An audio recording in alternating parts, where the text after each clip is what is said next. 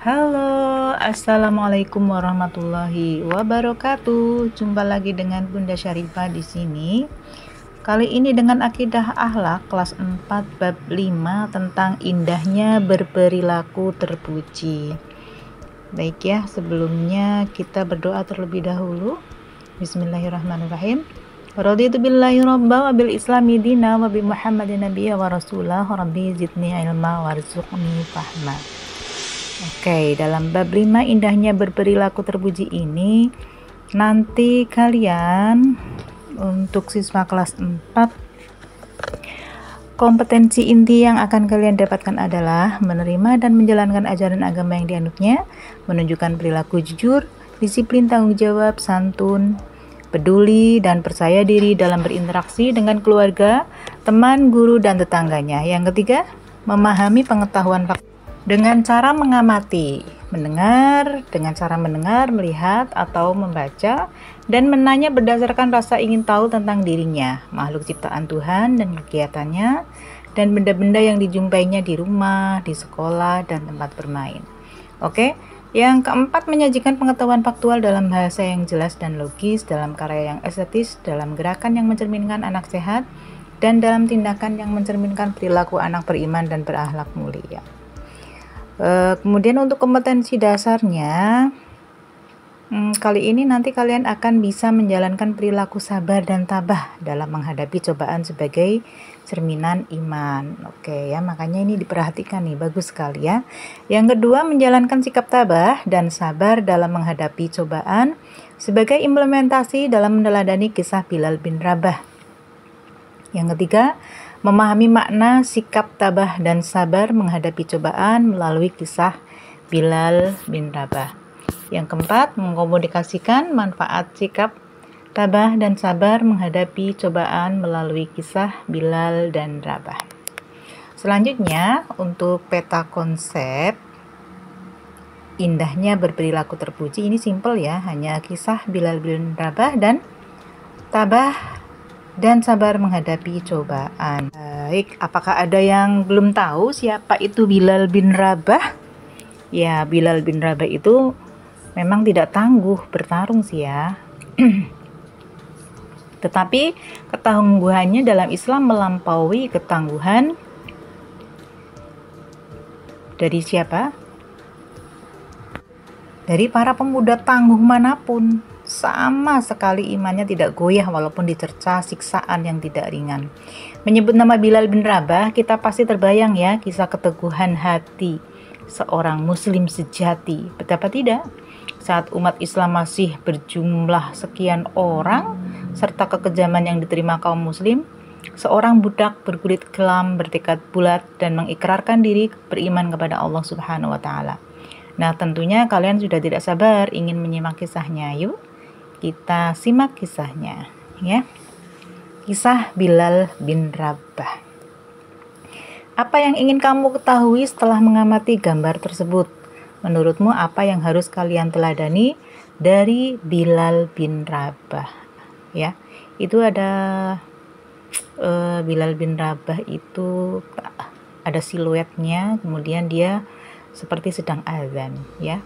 Oke, pada sesi selanjutnya yang ini adalah ayo membaca ya. Judulnya Keteguhan Hati dan Ketabahan Bilal bin Rabah. Iya. Namanya adalah Bilal bin Rabah, muazin Rasulullah Shallallahu Alaihi Wasallam. Memiliki kisah menarik tentang sebuah perjuangan mempertahankan akidah. Sebuah kisah yang tidak akan pernah membosankan, walaupun terus diulang-ulang sepanjang zaman. Kekuatan alunan suaranya akan membuat setiap orang tetap penasaran untuk mendengarnya. Bilal lahir di daerah As-Sarah ketika sekitar 43 tahun sebelum hijrah. Ayahnya bernama Rabah, sedangkan ibunya bernama Hamamah, seorang budak wanita berkulit hitam yang tinggal di Mekah. Karena ibunya itu, sebagian orang memanggil Bilal dengan sebutan Ibnu Saudah, putra wanita hitam. Bilal dibesarkan di kota Ummul Qura yang ada di kota Mekah sebagai seorang budak milik keluarga Bani Abduddar. Saat ayah mereka meninggal, Bilal diwariskan kepada Umayyah bin Khalaf, seorang tokoh penting kaum kafir. Ketika Mekah diterangi cahaya agama baru dan Rasul yang agung Shallallahu Alaihi Wasallam mulai mengumandangkan seruan kalimat tauhid, Bilal termasuk orang-orang pertama yang memeluk Islam. Saat Bilal masuk Islam, di bumi ini hanya ada beberapa orang yang telah mendahuluinya memeluk agama baru itu, seperti Ummul Mukminin Khadijah binti Huwailid, Abu Bakar As-Siddiq, Ali bin Abu Thalib, Ammar bin Yasir bersama ibunya, Sumayyah, Suhaib Ar-Rumi, dan Al-Maqdad bin Al-Aswad. Bilal merasakan penganiayaan orang-orang musyrik yang lebih berat dari siapapun. Berbagai macam kekerasan, siksaan, dan kekejaman mendera tubuhnya. Namun, ia sebagaimana kaum muslimin yang lemah lainnya, tetap sabar menghadapi ujian di jalan Allah itu dengan kesabaran yang jarang sanggup ditunjukkan oleh siapapun. Orang-orang Islam seperti Abu Bakar dan Ali bin Abu Thalib masih memiliki keluarga dan suku yang membela mereka.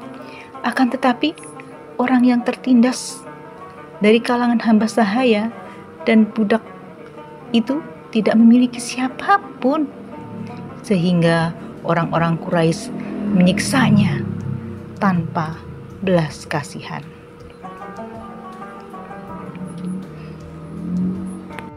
Orang-orang Quraisy ingin menjadikan penyiksaan atas mereka sebagai contoh dan pelajaran bagi setiap orang yang ingin mengikuti ajaran Muhammad SAW. Kaum yang tertindas itu disiksa oleh orang-orang kafir Quraisy yang berhati sangat kejam dan tak mengenal kasih sayang. Seperti Abu Jahal yang telah menodai dirinya dengan membunuh Sumayyah. Ia sempat menghina dan mencaci maki. Kemudian menghunjamkan tombaknya pada perut Sumayyah hingga menembus punggung. Dan gugurlah syuhada pertama dalam sejarah Islam. Sementara itu, saudara-saudara seperjuangan Sumayyah, terutama Bilal bin Rabah, terus disiksa oleh Quraisy tanpa henti. Biasanya, apabila matahari tepat di atas ubun-ubun dan padang pasir Mekah berubah menjadi perapian yang begitu menyengat, orang-orang Quraisy itu mulai membuka pakaian orang-orang Islam yang tertindas itu, lalu memakaikan baju besi pada mereka dan membiarkan mereka terbakar oleh sengatan matahari yang terasa semakin terik. Tidak cukup sampai di sana, orang-orang Quraisy itu mencambuk tubuh mereka sambil memaksa mereka mencaci maki Muhammad. Ada kalanya saat siksaan terasa begitu berat dan kekuatan tubuh orang-orang Islam yang tertindas itu semakin lemah untuk menahannya, mereka mengikuti kemauan orang-orang Quraisy yang menyiksa mereka secara lahir, sementara hatinya tetap pasrah kepada Allah dan Rasul-Nya, kecuali Bilal. Semoga Allah meridhoinya. Baginya, penderitaan itu masih terasa terlalu ringan jika dibandingkan dengan kecintaannya kepada Allah dan perjuangan di jalannya. Orang Quraisy yang paling banyak menyiksa Bilal adalah Umayyah bin Khalaf bersama para algojonya. Mereka menghantam punggung telanjang Bilal dengan cambuk. Namun, Bilal hanya berkata, "Ahad, Ahad, Ahad," yang artinya Allah Maha Esa. Mereka menindih dada telanjang Bilal dengan batu besar yang panas. Bilal pun hanya berkata, "Ahad, Ahad." Mereka semakin meningkatkan penyiksaannya Namun Bilal tetap mengatakan, Ahad, Ahad. Mereka memaksa Bilal agar memuji Lata dan Uzza. Tapi Bilal justru memuji nama Allah dan Rasul-Nya. Mereka terus memaksanya. Ikutilah yang kami katakan. Bilal menjawab, lidahku tidak bisa mengatakannya. Jawaban ini membuat siksaan mereka semakin hebat dan keras. Apabila mereka merasa lelah dan bosan menyiksa, Umayyah bin Khalaf mengikat leher Bilal dengan tali yang kasar, lalu menyerahkannya kepada sejumlah orang tak berbudi dan anak-anak agar menariknya di jalanan dan menyeretnya di sepanjang Abtah Makkah. Sementara itu, Bilal menikmati siksaan yang diterimanya karena membela ajaran Allah dan Rasul-Nya. Ia terus mengumandangkan pernyataan agungnya, Ahad, Ahad, Ahad, Ahad. Ia terus mengulang-ulangnya tanpa merasa bosan dan lelah. Suatu ketika, Abu Bakar radhiyallahu anhu mengajukan penawaran kepada Umayyah bin Khalaf untuk membeli Bilal darinya. Umayyah menaikkan harga berlipat ganda. Ia mengira Abu Bakar tidak akan mau membayarnya. Tapi ternyata Abu Bakar setuju.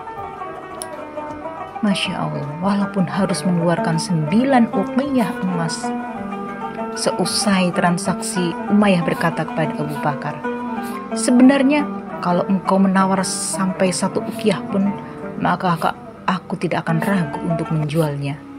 Abu Bakar membalas, seandainya engkau memberi tawaran sampai 100 uqiyah pun, maka aku tidak akan ragu untuk membelinya.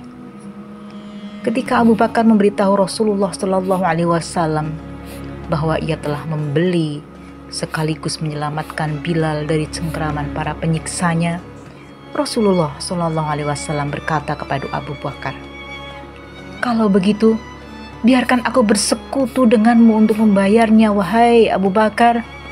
Abu Bakar As-Siddiq radhiyallahu anhu menjawab, aku telah memerdekakannya, wahai Rasulullah. Setelah Rasulullah Shallallahu Alaihi Wasallam mengizinkan sahabat-sahabatnya untuk hijrah ke Madinah, mereka segera berhijrah, termasuk Bilal radhiyallahu anhu. Setibanya di Madinah, Bilal tinggal satu rumah dengan Abu Bakar dan Amir bin Fihr. Bilal tinggal di Madinah dengan tenang dan jauh dari jangkauan orang-orang Quraisy yang kerap menyiksanya. Kini ia mencurahkan segenap perhatiannya untuk menyertai Nabi sekaligus kekasihnya Muhammad Sallallahu Alaihi Wasallam. Bilal selalu mengikuti Rasulullah Sallallahu Alaihi Wasallam kemanapun beliau pergi. Demikianlah ya kisah dari Bilal bin Rabah. Menarik sekali kan? Nah, ya. Selanjutnya kita akan berdiskusi, dan yang akan didiskusikan ada 5 soal ya. Yang pertama, mengapa Bilal bin Rabah disiksa oleh orang-orang kafir Quraisy? Yang kedua, siksaan apa yang diberikan kafir Quraisy kepada Bilal bin Rabah? Yang ketiga, apakah dengan siksaan yang berat Bilal menjadi menyerah dan goyah dalam menyembah Allah Subhanahu wa taala? Mengapa? Kemudian yang keempat, bagaimana Bilal menghadapi cobaan dalam mempertahankan keimanannya kepada Allah Subhanahu wa taala? Dan yang kelima, apa yang bisa kamu teladani dari kisah Bilal bin Rabah ini? Oke ya. Jadi silakan nanti kalian diskusikan terlebih dahulu, nanti setelah itu dipresentasikan ya di depan kelas ya. Oke. Nah, baik ya. Tahukah kamu apa itu sabar? Sudahkah kamu mempraktekannya dalam kehidupan sehari-hari? Bagaimana caranya? Yuk kita cari tahu bersama ya. Ya. Orang bisa disebut sabar dan tabah itu biasanya setelah mendapat ujian dan musibah. Musibah atau ujian pasti datang kepada setiap manusia. Manusia diberi ujian agar semakin dekat dengan Allah Subhanahu wa taala. Oke ya, kita amati terlebih dahulu di bawah ini ya. B. Sabar dan tabah menghadapi cobaan dari Allah Subhanahu wa taala. Itu ada gambar seorang nenek sedang sakit dan ditunggui oleh petugas medis ya. Nah, coba setelah kamu lihat gambar tersebut, bagaimana perasaanmu jika sedang sakit? Sedih pasti ya. Dan apa yang kamu lakukan jika kamu sedang sakit? Apa saja yang bisa dilakukan oleh orang-orang yang sakit? Sebaiknya kalian isi dengan diperbanyak membaca zikir ya, atau istighfar ya. Oke, selanjutnya ini ayo kita baca bersama. Ada bacaan tentang berperilaku sabar dan tabah ya. Jadi ini sabar ya, pengertian dari sabar ya. Sabar adalah rela menerima sesuatu yang tidak disenangi dengan rasa ikhlas serta berserah diri kepada Allah Subhanahu wa taala. Sabar secara lebih luas juga diartikan menahan diri agar tidak mudah marah, benci, dendam, tidak mudah putus asa, melatih diri dalam ketaatan, dan membentengi diri agar tidak melakukan perbuatan keji dan maksiat. Nah, dalam Islam itu ada 3 bentuk sabar ya. Yang pertama yaitu sabar dalam ketaatan menjalankan perintah Allah Subhanahu wa taala. Yang kedua, sabar dalam menghadapi musibah atau terhadap apa yang telah ditakdirkan. Yang ketiga, sabar dalam menjauhi perbuatan maksiat atau apa yang dilarang Allah Subhanahu wa taala. Nah, orang yang beriman itu hendaknya bersabar atas segala ujian ya, cobaan dan musibah yang datang kepadanya. Percaya bahwa Allah Subhanahu wa taala tidak akan menguji hambanya di luar batas kemampuannya. Ketika mendapatkan cobaan, maka bersabar dan ikhlas dengan apa yang terjadi. Karena sesungguhnya Allah Subhanahu wa taala itu bersama dengan orang-orang sabar. Allah Subhanahu wa taala berfirman dalam surat Al-Baqarah ayat 153 ya. Yang bunyinya gimana? Ya ayyuhalladzina amanu ista'inu bis-sabri was-shalat. Innallaha ma'as sabirin ya. Yang artinya, hei orang-orang yang beriman, jadikanlah sabar dan sholat sebagai penolongmu. Sesungguhnya Allah bersama orang-orang yang sabar. Gitu ya. Jadi ini ada dinaskan ya dalam firman Allah ya. Nah, dengan tabah dan sabar kita akan mendapat beberapa keuntungan, diantaranya bahwa sabar itu sebagai penolong, pembawa keberuntungan. Yang kedua, memberikan ketentraman jiwa. Yang ketiga, mendapat kesuksesan bagi yang berusaha, bekerja dan belajar. Hanya orang-orang yang sabar yang akan dicukupkan pahala tanpa batas, seperti yang dijanjikan Allah dalam surat Az-Zumar ayat 10 ya. Yang bunyinya kul, yang depannya bunyinya kul ya ibadilladzina amanu nuttaqu rabbakum ila akhirih ya. Yang diakhiri sampai dengan bighairi hisab. Sampai situ. Artinya sesungguhnya hanya orang-orang yang bersabarlah yang dicukupkan pahala mereka tanpa batas. Gitu. Nah, bagaimana agar kalian selalu tabah nih dalam menghadapi cobaan? Trik-triknya bagaimana sih, tips-tipsnya ya? Yang pertama, kalian terima cobaan dari Allah Subhanahu wa taala dengan ikhlas ya. Kalau tidak ikhlas ya, kalau orang Jawa tuh bilangnya dresula ya, sama aja ya. Harus ikhlas ya, karena harus yakin bahwa itulah yang terbaik yang diberikan oleh Allah untuk kita saat ini, seperti itu. Allah memberikan cobaan pada hambanya juga tidak akan melebihi dari kemampuan hambanya dalam menerima cobaan tersebut. Jadi Allah menguji sampai sekian ini, sampai sekian itu, berarti memang kamu mampu diberi cobaan yang seperti itu. Yang kedua, ingat janji Allah Subhanahu wa taala bahwa sesungguhnya setelah kesulitan itu pasti ada kemudahan ya. Inna ma'al usri yusra ya, yang itu. Nah, ambil hikmah dari cobaan yang menimpa. Sepahit apapun cobaan yang kita terima, pasti ada hikmah di baliknya. Iya, seperti itu ya. Harus yakin yang seperti itu. Yang keempat, berdoa dan bertawakal. Kita harus yakin bahwa hanya Allah lah satu-satunya yang dapat memberi pertolongan dan jalan keluar semua cobaan yang kita hadapi. Oke, ya begitu. Oke, selanjutnya kita diskusikan juga. Kali ini berilah contoh sabar dalam menjalankan perintah dari Allah Subhanahu wa taala. Sabar ketika waktunya sholat, hujan ya misalnya. Ya. Jadi tidak bisa ke masjid kalau untuk laki-laki ya. Kemudian ketika sholat ada adiknya yang menangis atau apa. Kemudian yang kedua, mengapa kita harus sabar dan tabah dalam menerima ujian atau musibah ya? Karena apa? Karena Allah memberikan cobaan itu sesuai dengan kemampuan hambanya. Berarti kita dianggap mampu oleh Allah ya, jika kita diberi cobaan. Yang ketiga, apa yang kamu lakukan jika ada temanmu yang suka mengeluh dan tidak sabar dalam menghadapi cobaan? Ya, selalu diingatkan untuk bersabar. Seperti itu. Yang keempat, bagaimana menurut pendapatmu agar senantiasa sabar dan tabah dalam menghadapi cobaan? Ya, harus selalu mengingat-ingat ya. Kalau di setelah kesulitan pasti ada kemudahan. Allah tidak akan memberi cobaan di luar kemampuan umatnya, seperti itu. Itu harus istighfar, berbanyak istighfar, seperti itu ya.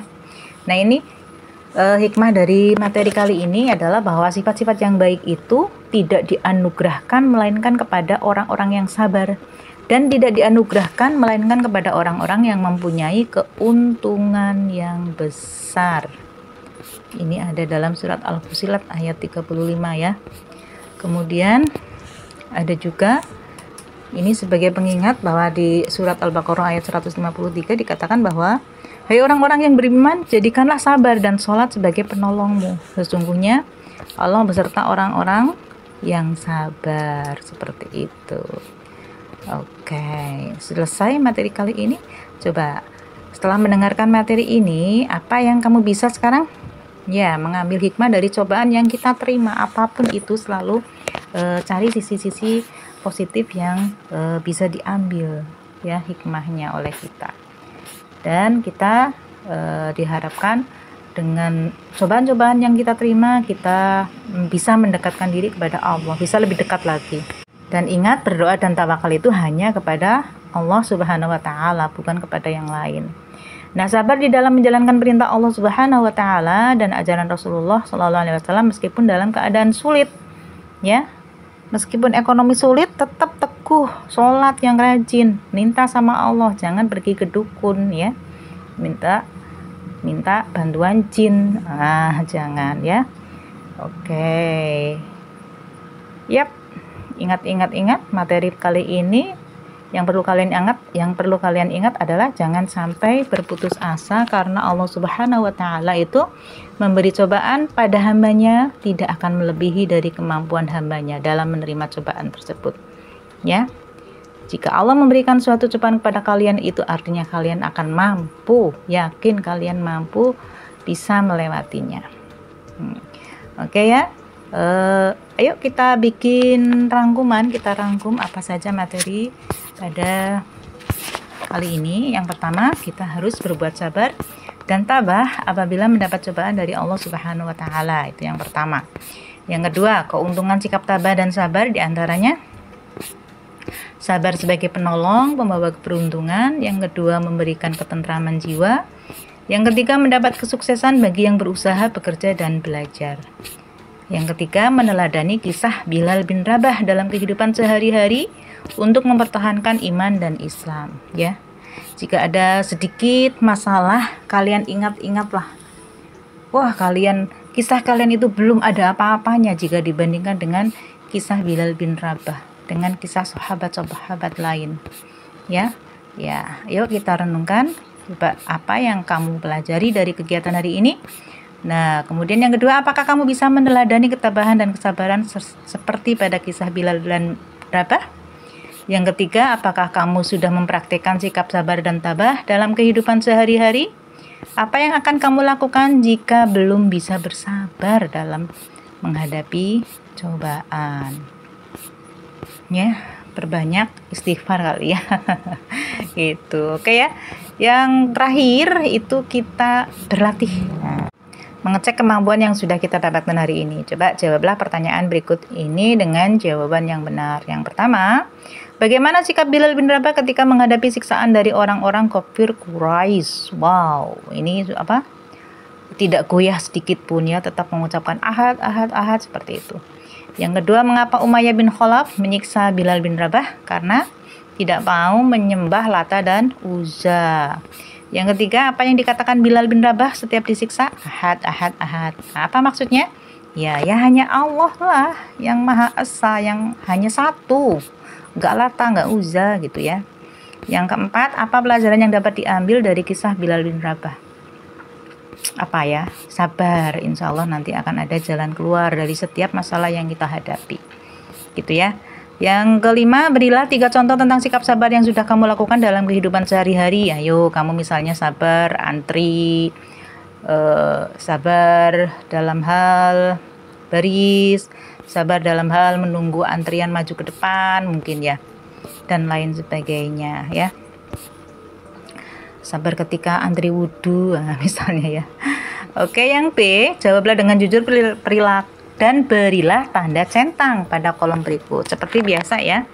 Jadi nanti akan ada pernyataan-pernyataan. Nah, coba kalian jujur saja, kalian apakah sering melakukan atau kadang-kadang atau tidak pernah. Pilih salah satu. Kalau kalian memang sering ya yang dicentang, yang di kolom sering, yang kadang-kadang dan tidak pernah dikasih tanda strip seperti itu ya. Soal yang pertama, sabar ketika diejek teman. Yang kedua, sabar dalam mengerjakan tugas dari guru. Yang ketiga, teguh pendirian dalam mempertahankan keyakinan. Yang keempat, berani menegur teman yang berbuat salah. Yang kelima, berani berkata benar. Ayo, itukah kamu? Oke ya, yang terakhir kalinya adalah ayo lakukan. Untuk kali ini coba kalian baca ulang kisahnya Bilal bin Rabah. Setelah kalian baca ulang, tulis kembali kisah tersebut dengan bahasa kamu sendiri dan tulis pesan dari kisah tersebut pada kolom berikut. Jadi suka-suka kalian mau mengawali dengan kalimat apa ya. Iya, hasil kalian setelah selesai kalian bercerita menuliskan dengan bahasamu sendiri, nanti kalian maju ke depan dan ceritakan di depan kelas secara bergantian satu persatu. Oke? Iya. Sampai sini dulu ya untuk materi kali ini. Kita tutup bersama dengan doa kafaratul majelis bersama. Bismillahirrahmanirrahim. Subhanakallahumma wa bihamdika asyhadu an la ilaha illa anta astaghfiruka wa atubu ilaik. Sekian. Jangan lupa mampir ke medsosnya Bunda Syarifah ya. Sampai jumpa. Wassalamualaikum warahmatullahi wabarakatuh.